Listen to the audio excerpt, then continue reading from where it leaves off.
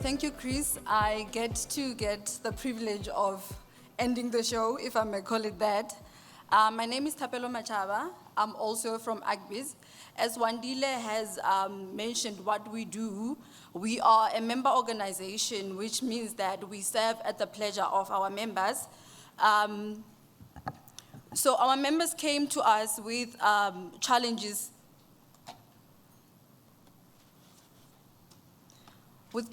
that they are facing in terms of doing business in rural communities. And as the office, following our members coming to us with such challenges, we decided to initiate a program called Rural Rejuvenation. And in this initiative, we decided that we're going to address challenges that our members are facing, challenges of instability, failing infrastructure, and energy. These are challenges that everyone that spoke was speaking about.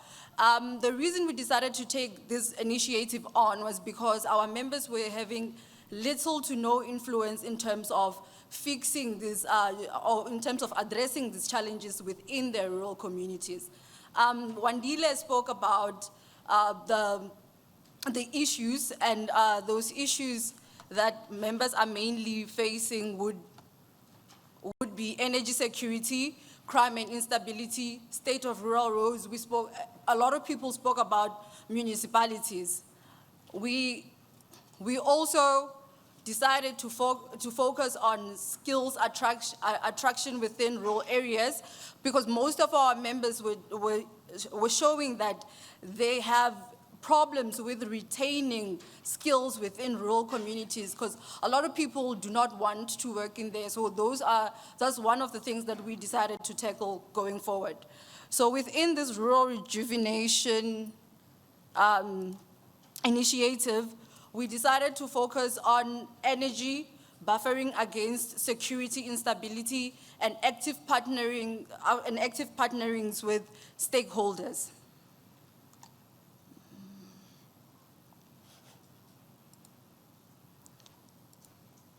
Under buffering against instability, we decided to do a communication protocol for our members where they will be able to communicate within communities should there be any violent disruption, any political unrest, or anything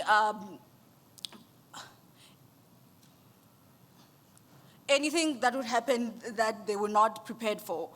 We've also, under buffering against instability, dealt with the issue of violence prevention, where we were working together with the Institute of Security Studies, where they kind of workshopped our members in terms of how to form relationships with communities.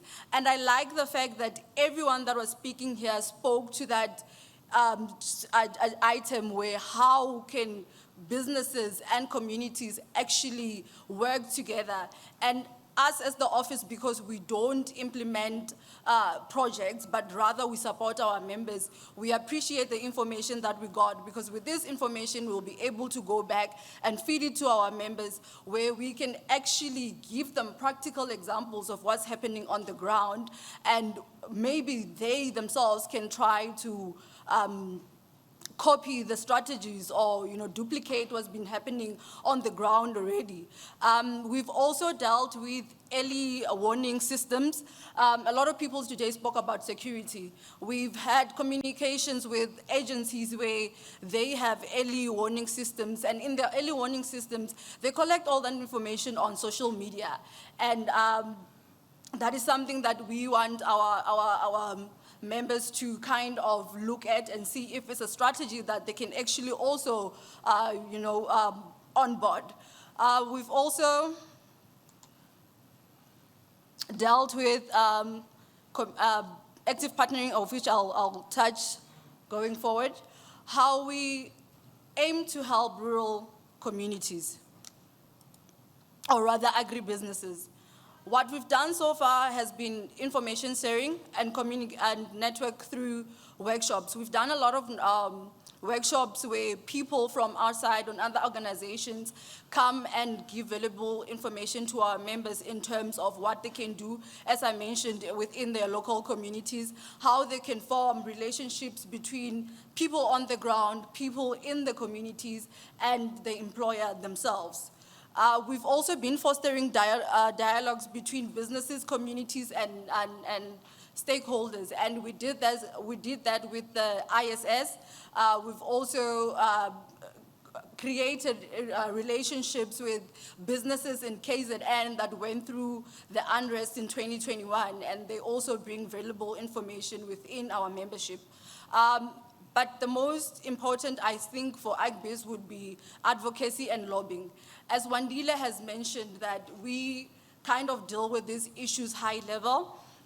He sees on the presidency where he influence policy at the highest level. And for that, it's something that we value ourselves in.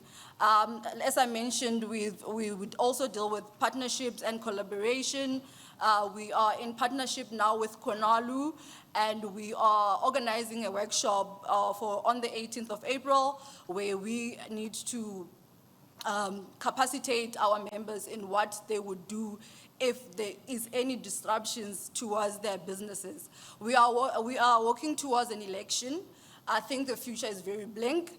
We don't know what's going to happen, so we took it upon ourselves to kind of put our members in a position where they will be buffered against instability.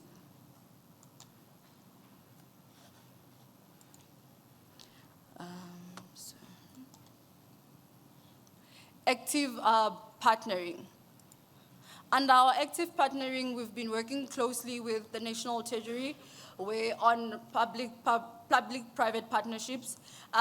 This is just to kind of find out what we can do in the ground. We've worked on PPPs, frameworks that make provision for private sector and the public sector and businesses to kind of work together and see if they can have some sort of cost-sharing mechanisms where people that are deployed for EPWP, for instance, if government and businesses can actually fund that together. We're looking at that concept because businesses already in rural towns, and as many people have mentioned, they are already doing that work. And we looked at it as AgBiz and say, how's about we come up with a strategy where public sector and private sector can come together and fund this initiative, because private sector is already doing it out of pocket, and this is a public function. So that's how we look at such projects. We've also looked at the NARISEC project. This is a project that the government is rolling out. It's a skills development project. They've spent a lot of money into training and uplifting youth.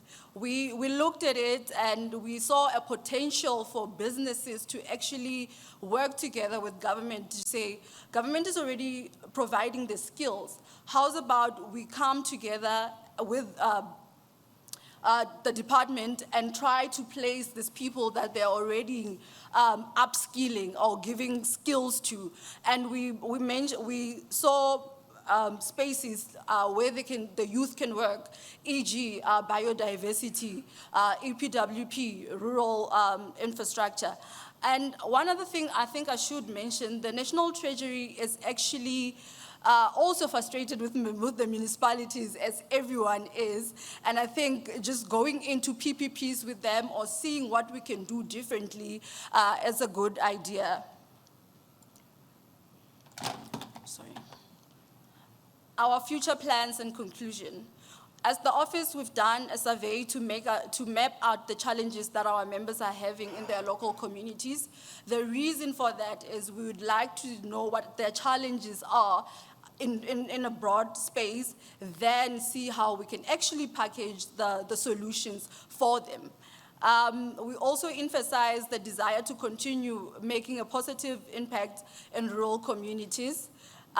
We have a trip planned to KZN on the 18th of April, as I mentioned. The reason for this visit is to go visit Greytown in. I'm bringing my members to you so that you can actually give information on how you remained unaffected during the July 2021 unrest. And those businesses that were affected outside Greytown, how they coped with that, and just the aftermath of the whole July 2021.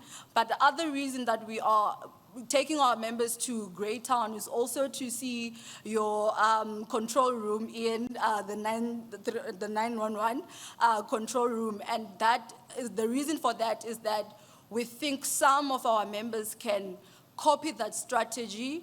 They can make it work within their rural spaces, and for that to put them in a space where they are, they are protected against any instabilities. I see that my time is up.